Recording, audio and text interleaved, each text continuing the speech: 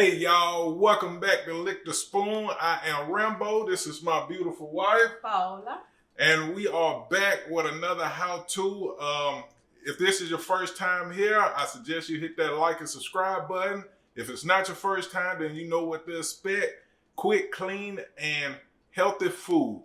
My wife will introduce what we'll be cooking for y'all tonight. So, Hi everyone. So as you said, my name is Paola. You can call me Chef Paola.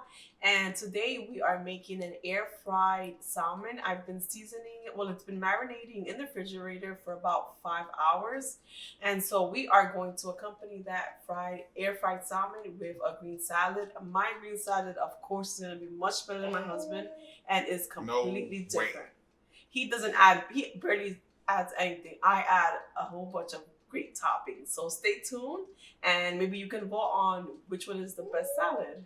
yep, we will put a thumbnail to show the difference between both our salads, and we'll let y'all guys decide who makes the best salad in the comments. All right, let's get to it.